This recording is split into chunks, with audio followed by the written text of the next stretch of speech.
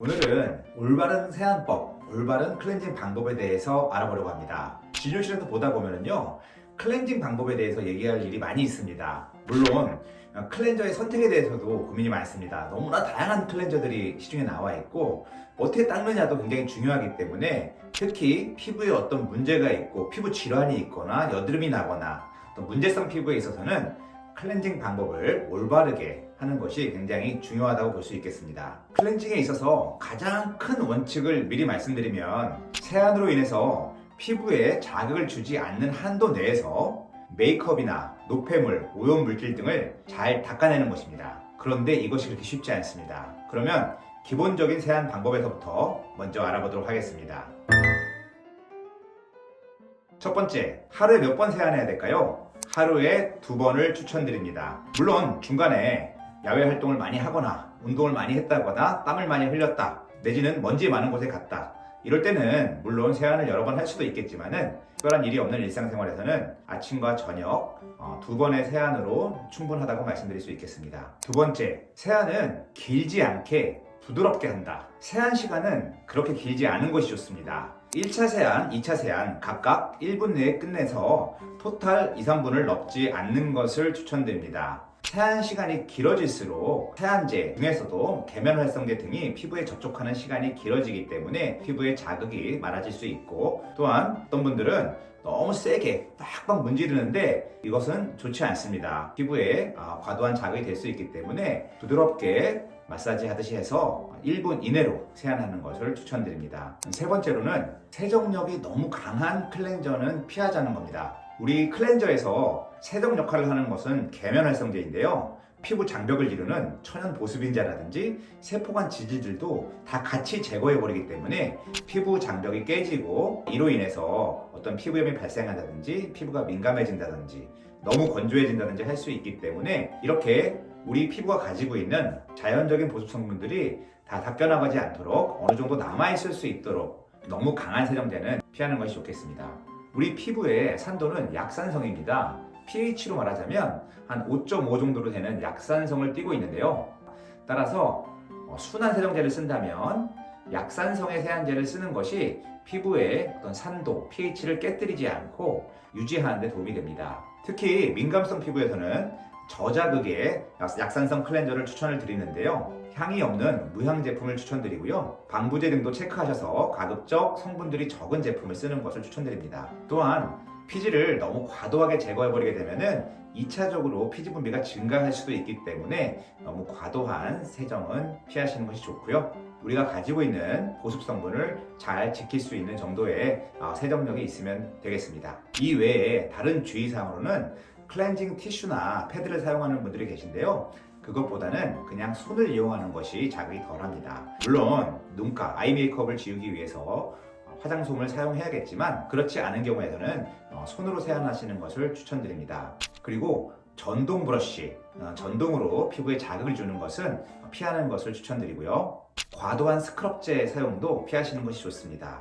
그리고 물의 온도는 미지근한 물로 세안해서 가급적 피부 온도의 변화를 크지 않게 하는 것이 좋습니다. 특히나 홍조가 있는 분들은 너무 심한 온도 차이는 홍조를 심하게 할 수 있기 때문에 주의하시기 바랍니다.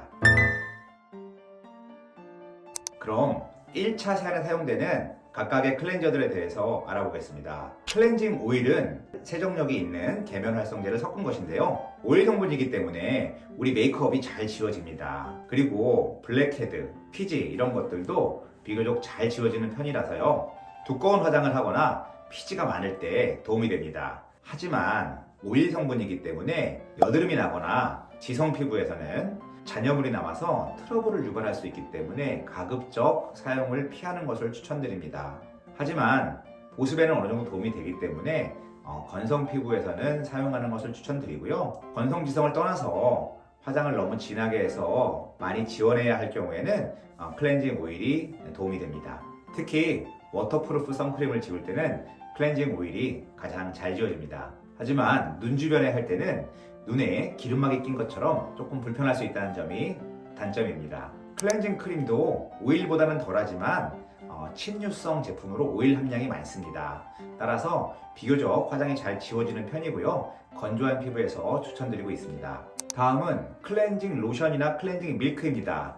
가장 무난하게 쓸 수 있는 제품이고요. 오일 함량이 비교적 적어서 한 30-40% 정도 됩니다. 세정력은 그다지 크지 않지만 가벼운 화장을 할 때에는 이 정도로 충분하기 때문에 가장 무난하게 어느 피부 타입에나 추천드리는 제품입니다. 클렌징 젤은 워터 베이스로 오일 함량이 적고 수분이 많습니다. 따라서 지성 피부나 여드름 피부에서 추천드리는 제품입니다. 클렌징 워터는 오일 성분이 가장 적고 물 성분이 가장 많은 제품인데요. 세정력은 그만큼 약할 수밖에 없습니다. 따라서 좀 가벼운 화장을 한 경우에는 추천드리고요. 특히 여드름 피부나 지성 피부에는 오일이 좋지 않기 때문에 가벼운 화장을 했을 때는 클렌징 워터로 닦아내는 것을 추천드립니다. 자, 이제 2차 세안입니다. 2차 세안은 여러분 잘 아시다시피 크림이나 젤 형태의 클렌저를 손에 덜어서 또 물로 섞어서 거품을 내서 사용하게 되죠. 비교적 거품이 잘 나는 것이 세정력이 좀 강한 것이고요. 좀 순한 제품들은 거품이 잘 안 납니다. 2차 세안을 했을 때 가장 좋은 것은 세안 후에도 얼굴이 당기지 않고 건조하지 않은 것입니다. 그렇다면 어떠한 제품이 저자극의 순한 클렌저인가요?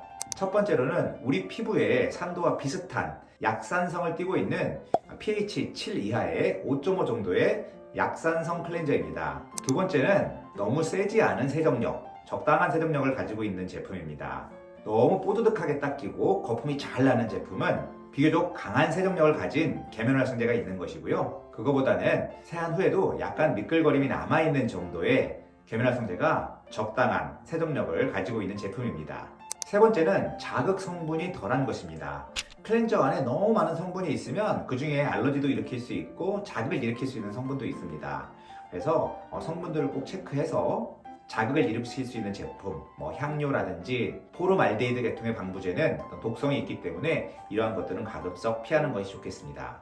네 번째는 보습 성분을 어느 정도 함유한 제품도 좋습니다. 콜레스테롤이라든지 세라마이드 같은 우리 피부에 지지를 이루는 성분들을 함유하고 있으면 보습에도 도움이 되고 피부 장벽을 유지하는 데도 도움이 됩니다. 이러한 조건들을 가지고 여러분들이 선호하는 제품을 쓰면 되는데요. 무스 타입의 클렌저가 있죠. 펌핑하게 되면 짤 때부터 거품 형태로 나오는 제품은 비교적 마찰이 적고 순한 타입이기 때문에 피부과 시술 후에는 이런 타입을 써보는 것도 괜찮습니다. 클렌저 중에 좀 주의해야 될 제품으로는요, 각질 제거 제품, 효소 파우더 같이 과도하게 사용할 경우에는 피부 장벽을 깨뜨리고 자극을 줄 수 있는 제품들이 있습니다. 이렇게 각질을 제거하고 딥 클렌징하는 제품은 일주일에 1-2회 사용하시고 너무 건조하거나 민감성 피부인 경우에는 가급적 사용을 피하시는 것을 추천드립니다. 마지막으로 물로만 세안하는 것이 어떤지 물어보시는 분들이 있습니다. 물로만 세안하면은 아무래도 계면활성제를 사용하는 제품보다는 세정력이 떨어질 수밖에 없습니다. 그리고 물 자체가 과도하게 사용하게 되면은 피부 장벽을 깨뜨리고 건조하게 할 수도 있기 때문에 그렇게 추천드리지는 않지만 저녁 때 꼼꼼하게 세안을 하고 아침에 일어나서 가볍게 물 세안을 하는 것은 크게 무방하리라 생각합니다. 물론 피지가 많은 분들은 아침에도 세안제를 이용해서 세안하는 것을 추천드리고요.